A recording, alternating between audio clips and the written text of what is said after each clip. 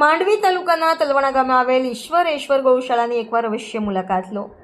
કચ્છ તેમજ દેશ વિદેશમાં જીવદયાના કાર્યોમાં નામના મેળવતી સંસ્થા એટલે તલવાણા ખાતે આવેલ શ્રી ઈશ્વરેશ્વર ગૌસેવા અને વિવિધ લક્ષી ટ્રસ્ટ સંચાલિત શ્રી સુમતીનાથ પાંગલાઘર ગાયોની હોસ્પિટલ તલવાણા।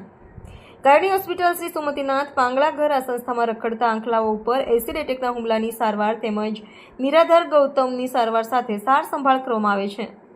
તમામ સુવિધાઓથી સજ્જ આ સંસ્થામાં અનેક નામી અનામી દાતાઓનું યોગદાન મળતું હોય છે।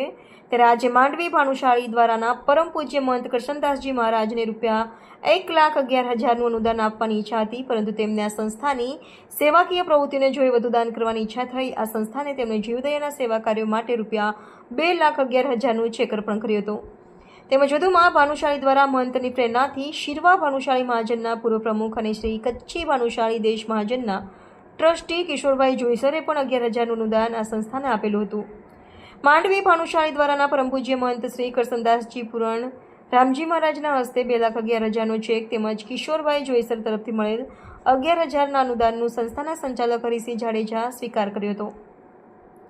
સંસ્થાના સંચાલક હરિસિંહ જાડેજા મહંત શ્રી કરશનદાસજીનો તેમની સાથે ઉપસ્થિત રહેવા શિરવા ગામના ભાનુશાળી મહાજનના પૂર્વ પ્રમુખ કિશોરભાઈ જોઈસર, ઈશ્વરભાઈ ભાનુશાળી માંડવી, કિશનભાઈ ભાનુશાળી માંડવી તેમજ કચ્છ જિલ્લા ચારણ સમાજના ઉપપ્રમુખ દેવરાજભાઈ ગઢવીનો આભાર માન્યો હતો।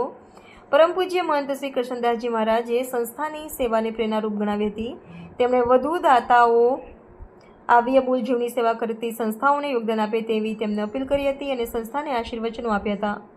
સંસ્થા વતી હરિસિંહ જાડેજાએ પરમ પૂજ્ય મહંત શ્રી કરશનદાસજી મહારાજ અને ભાનુશાળી મહારાજના પૂર્વ પ્રમુખ કિશોરભાઈ જોઈસરનું સન્માન કર્યું હતું। કચ્છ તેમજ ગુજરાતભરમાં માંડવી ભાનુશાળી દ્વારાના મહંત પરમ પૂજ્ય શ્રી કરશનદાસજી મહારાજ દ્વારા આરોગ્ય, શિક્ષણ અને જીવદયાના કાર્યો કરતી સંસ્થાઓને યોગ્ય મળ્યું છે, જે ખરેખર પ્રશંસાને પાત્ર છે। રિપોર્ટર રમેશભાઈ ભાનુશાળી, અબડાસા।